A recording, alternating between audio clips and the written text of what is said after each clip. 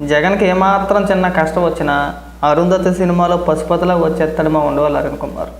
ఏమాత్రం క్షణం కూడా ఆలోచించడం, ఒక్క క్షణం కూడా లేట్ చేయడు. 2014 నుంచి 2019 వరకు కనిపించిన ఈ ఉండవల్లి అరుణ్ కుమార్ మధ్యలో 2019 నుంచి 2024 వరకు అంటే జగన్మోహన్ రెడ్డి ముఖ్యమంత్రిగా ఉండగా రాష్ట్రంలో ఎన్ని అరాచకాలు జరిగినా, రాష్ట్రం ఎంత నాశనం అయిపోయినా ఎప్పుడు నోరు మెదపలా.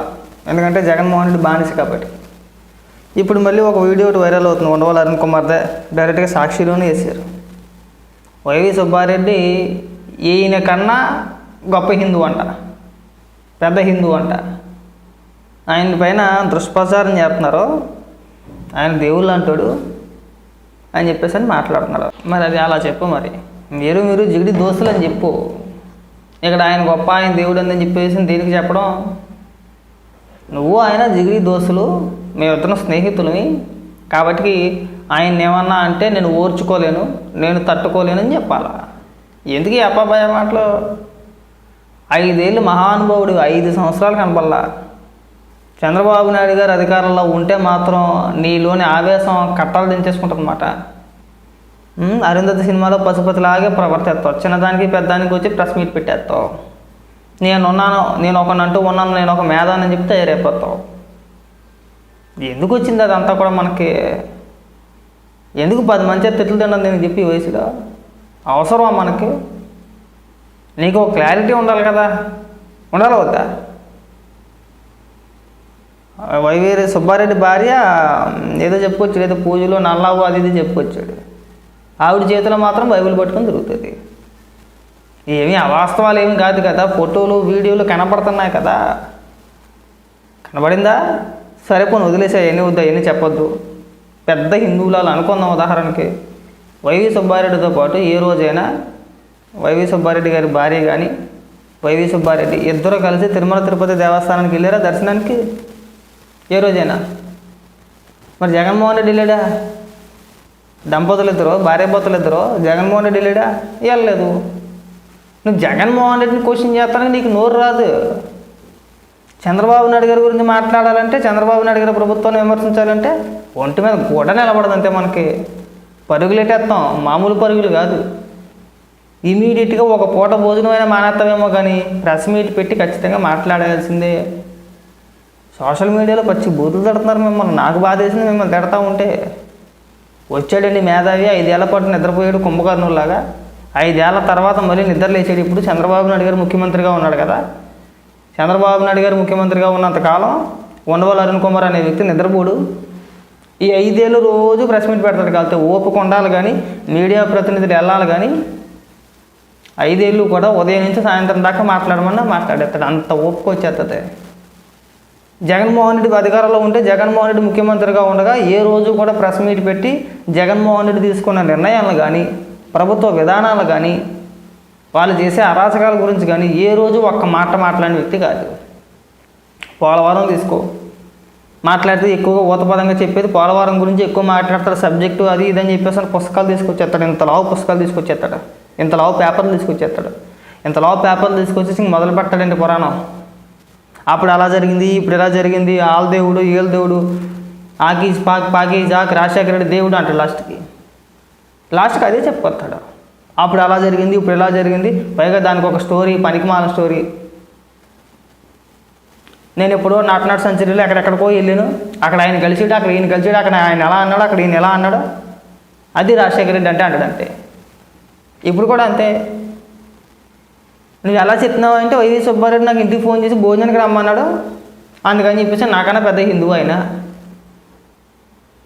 ఈ ఆరోపణ మొదటిసారి వచ్చింది కాదు. వైవి సుబ్బారెడ్డిని టీటీడీ చైర్మన్గా నియమించినప్పుడు వచ్చిన ఆరోపణలు ఇవన్నీ కూడా. అప్పుడు మీడియా మొత్తం దుమ్మెత్తిపోసింది. ఆ రోజు ఎవడో మాట్లాడాలా. ఇదే సుబ్బారెడ్డి దాన్ని 800 ఎందుకు ఉందా దర్శనం? అది సుప్రభాతానికి దీనికి సంబంధించింది. 800 ఉంది, 2000 చేసేయి, 3000 చేసేయి, 10,000 చేసేయి, వచ్చినాడు వస్తాడు, పోయినాడు పోతాడు. టీటీడీ చైర్మన్గా ఉండి ఆయన చేసిన వ్యాఖ్యలు అవి. ఏ రోజున స్పందించాం మనం? స్పందించలా. ఏ రోజు మాట్లాడాం మనం? జగన్మోహన్ రెడ్డి ముఖ్యమంత్రిగా ఉండగా ప్రభుత్వానికి వ్యతిరేకంగా ఒక్క మాట మాట్లాడినట్టు లేదు, మాట్లాడలేదు కూడా. ఆఖరికి నిన్ను ఒకానొక సందర్భంలో 2021 కోవిడ్ ముందు అనుకుంటా, కోవిడ్ ముందు కాదు 2021 కోవిడ్ తర్వాత ఎన్ఆర్ఐలు, కొంతమంది ఎన్ఆర్ఐలు పేర్లు చెప్పలే కానీ కొంతమంది ఎన్ఆర్ఐలు మనోడితో ఒక జూమ్ మీటింగ్ కూడా అరేంజ్ చేశారు. అంటే ఈయన పెద్ద మేధావు కదా, మీరు రండి జూమ్ మీటింగ్కి, మీరు పెద్ద మేధావు కదా, ఇక జగన్మోహన్ రెడ్డి ఇలాంటి ఆలోచనలు తీసుకున్నాడు, అప్పుడే నడుస్తుంది ఏది ఈ 3 రాజధానుల ఇష్యూ పెద్దగా బాగా నడుస్తుంది అప్పటికి కూడా. ఇక 3 రాజధానులు అన్నాడు, తీసుకునే నిర్ణయాలు ఇవి, ప్రత్యేక హోదా అన్నాడు, వీటన్నిటిపైన మీరేం సమాధానం చెప్తారు, మీ విశ్లేషణ ఏంటి, మీ ఉద్దేశం ఏంటి, పరిపాలన ఏ విధంగా ఉంది అని అడగడానికి ఒక జూమ్ మీటింగ్ కూడా అరేంజ్ చేశారు. అప్పుడు జగన్మోహన్ రెడ్డి పరిపాలనా విధానం గురించి మనోడిని అడిగితే, ఇప్పుడే కదండి వచ్చేది ముఖ్యమంత్రి, కొత్త కదండి, నేనేం మాట్లాడినండి, చూద్దాం రాను రాను అనుభవం వచ్చిద్ది, సీనియారిటీ వచ్చిద్ది, ముఖ్యమంత్రి పదవి కొత్త కదా, మన చేపలం మనం మాట్లాడకూడదు అన్నాడు. అయిపోయా. తర్వాత 1 సంవత్సరం తర్వాత మళ్ళీ తీసుకున్నారు, అప్పుడు మాట్లాడలా. డైరెక్ట్గా చెప్పేస్తాడు నేను మాట్లాడినండి అంటాడు, అంతే. జగన్మోహన్ రెడ్డి గురించి మాట్లాడంటే సుస్సుపోసుకుంటాడు, మాట్లాడు. మనిషి మంచోడే కాదన్నట్లా, మేము మనిషి మంచోడే, కానీ బానిస అంతే. జగన్మోహన్ రెడ్డి కుటుంబానికి కట్టు బానిస. ఏం చేస్తాం, కర్మ అంతే. మేధావులు అందరూ మేధావులే, ఈయన మేధావి, పెద్ద మేధావే, తెలివితేటలు ఉంది, వాగ్దాటం ఉంది, మాట్లాడగలుగుతాడు ఏ విషయం పైన కానీ, కూలంకుషంగా గంటల కూర్చొని మాట్లాడేస్తాడు. కానీ ఆ మేధావితనాన్ని అంతా చంద్రబాబు నాయుడు గారు ముఖ్యమంత్రిగా ఉన్నప్పుడు, లేదంటే రామోజీరావు గారి పైన కేసులు వేయడానికో, లేదంటే రామోజీరావు గారి గురించి మాట్లాడడానికో, లేదంటే ఒక మందు బాటిల్ ఇచ్చేసి, ఏదైనా ఒక బాటిల్ ఇచ్చేసి వాటి రేట్ల గురించి చెప్పమంటే చక్కగా చెప్పేస్తాడు. మేధావితనం, తెలివితేటలు ఉన్నాయి, లేవనట్ల. గొప్ప వ్యక్తి, చదువుకున్న వ్యక్తి. నేను ఆయనే కించపరచట్లేదు, ఆయనే అవమానించట్లేదు. గొప్ప వ్యక్తి, మంచి వ్యక్తి. కానీ ఏం ఉపయోగం? ప్రజలకు ఉపయోగపడని తెలివితేటలో, ప్రజలకు ఉపయోగపడని మేధావితనం దేనికి? దండకు కదా, నాలుగు తీసుకోవడానికి పనిచేయదు. నువ్వు ఒక మేధావిగా నీ అంతటికి ముద్ర వేసుకున్నప్పుడు ప్రజలకు పనికొచ్చే పనులు చెప్పాలి, అంటే ప్రజలకు పనికొచ్చే మాటలు చెప్పాలి. ప్రభుత్వం ఏదైనా తప్పుడు నిర్ణయం తీసుకుంటే దానిపైన వివరించి, ఇగో ఈ నిర్ణయం వల్ల ప్రజలు నష్టపోతారని చెప్పేసి అని ప్రభుత్వానికి సలహా ఇవ్వాలి. ఇదిగోనే ప్రభుత్వం ఈ నిర్ణయం తీసుకుంది, దీనివల్ల మీరు ఇలా నష్టపోతారో, ఈ నిర్ణయాన్ని ఇప్పుడే వ్యతిరేకించండి, లేదంటే మీ జీవితాలు నాశనం అయిపోతాయని ఇంకోటనో మనం చెప్పగలగాలి. మేధావులుగా మన పైన మనమే ముద్ర వేసుకున్నాం కాబట్టి, స్వయం ప్రకటిత మేధావులుగా మనం పరిచయం చేసుకున్నాం కాబట్టి అదన్నా చెప్పగలగాలి, అదన్నా చెప్పే ఓపిక ఉండాలి మన దగ్గర. ఇది తప్పు, ఇది రైట్, వయసులో పెద్దవారు, అనుభవజ్ఞులు, ఎంపీగా చేశారు, ఏళ్ల తరబడి రాజకీయాల్లో ఉన్నారు, ప్రభుత్వం తీసుకునే నిర్ణయాలు తెలుసు, ఇచ్చే జీవోలు తెలుసు, వాటి సారాంశాలు తెలుసు, ఏం జరుగుతుంది, ఎలా జరుగుతుంది అనేది అన్నీ తెలుసు మీకు. బడ్జెట్ కూడా తెలుసు మీకు. అన్నిటిపైన అన్నీ విశ్లేషించుకుంటారు కదా, అన్నీ చదువుకుంటారు కదా నీట్గా. ప్రతి అంశం పైన పట్టు ఉంది కదా, మాట్లాడగలిగే శక్తి ఉంది కదా, అంటే సామాన్యుడికి అర్థమయ్యే భాషలో చెప్పగలిగే ఇది ఉంది కదా మన దగ్గర. చెప్పాలి. మన తెలివితేటలో జగన్మోహన్ రెడ్డికి బంద్ చేయడానికో, రాజశేఖర రెడ్డిని పొగడ్డానికో, లేదంటే చంద్రబాబు నాయుడు గారిని, రామోజీరావు గారిని విమర్శించడానికో ఉపయోగించకూడదు. ప్రజలకు పనికొచ్చే విధంగా ఉపయోగించాలి. దాన్ని మేధావితనం అంటారు.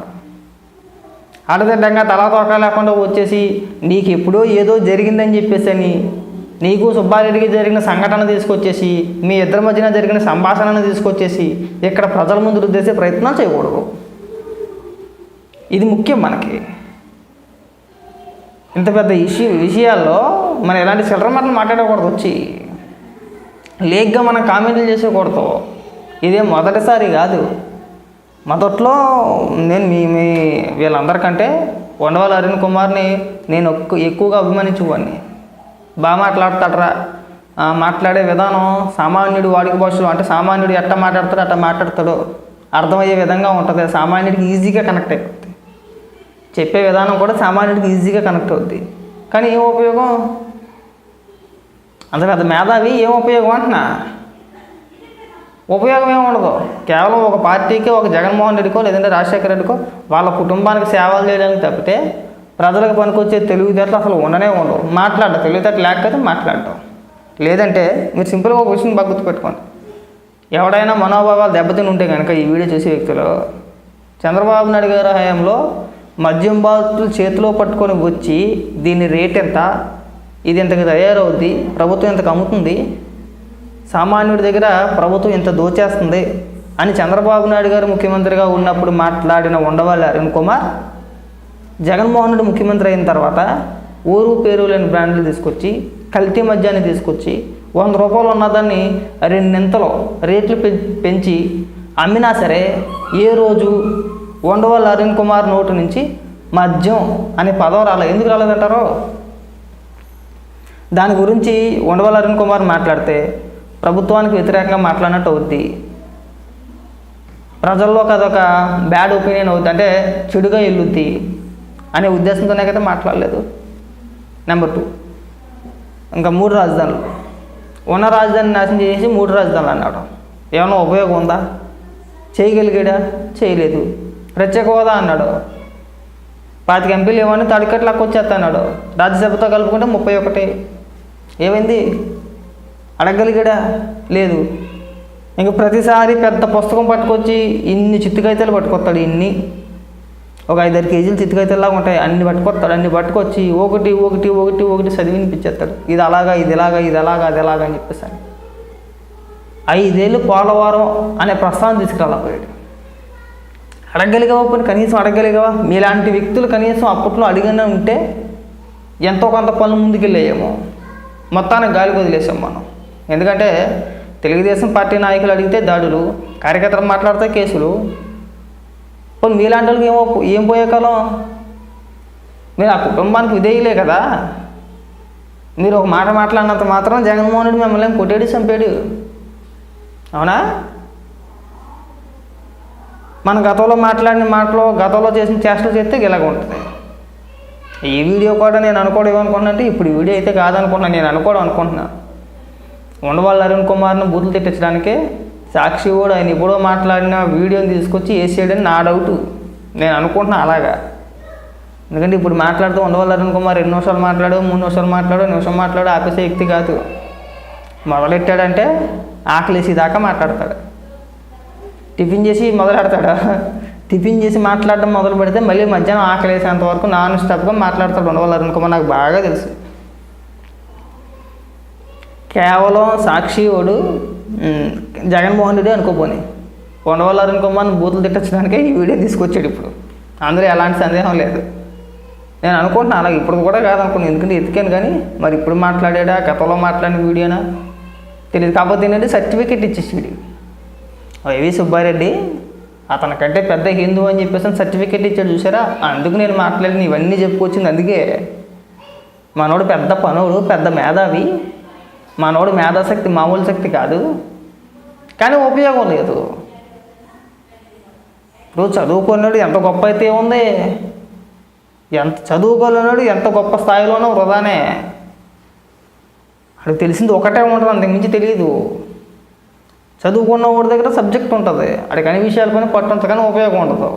ఉండవల్లి అరుణ్ కుమార్ లాగా అన్ని విషయాలపైన పట్టు ఉంటుంది, అన్ని విషయాలు మాట్లాడగలరు, ప్రజలకు వివరంగా చెప్పగలిగే కెపాసిటీ ఉంది, కానీ ఏం ఉపయోగం? చంద్రబాబు నాయుడు గారిని, రామోజీరావు గారిని వీళ్ళిద్దరిని విమర్శించడానికి తప్పితే దేనికి పనిచేయదు కాదు, దేనికి పెద్దగా వాడవు. జగన్మోహన్ రెడ్డి భజన, రాజశేఖర రెడ్డి భజన. రాజశేఖర రెడ్డి గారిని పొగడం అంటే స్టేజీ ఎక్కేసి ఇంకెవ్వరు కూర్చున్న వాళ్ళు కదలవసరం లేదు. ఉదయం 6 మొదలు పెడితే రాత్రి అర్ధరాత్రి 12 గంటల దాకా మాట్లాడేస్తాడు ఓపికగా. ఇంకా భోజనం గట్ట చేయడు, ఇంకా అన్నం మానేస్తాడు, నీళ్ళు మానేస్తాడు తాగడం, ఏకదాటి ఉపన్యాసాలు ఇస్తూ ఉంటాడు అంతే. కాబట్టి ఏంటంటే ఉండవల్లి అరుణ్ కుమార్ గారు దయచేసి ఇప్పుడైనా వచ్చి స్పందించండి.